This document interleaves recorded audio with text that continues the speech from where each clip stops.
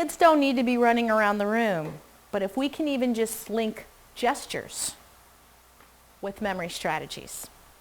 I had a teacher in one of my workshops teach the continents with a song that involved movements with what was high and what was low, like the Arctic and Antarctica, and she had this whole song with movement.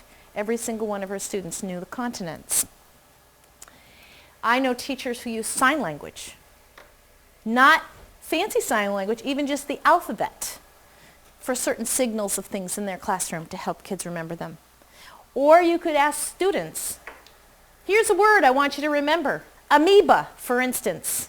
You remember amoeba. How would you remember it? Now, some of you might know this student.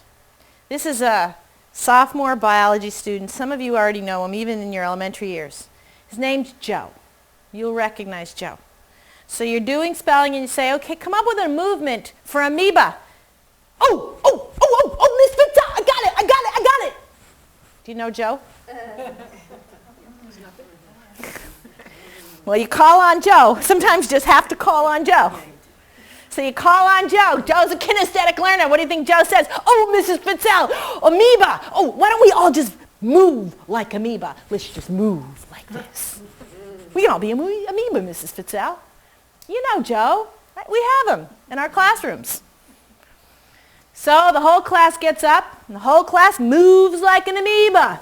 And they spell amoeba maybe 3 times each, or define what it is 3 times each. And then they all sit down.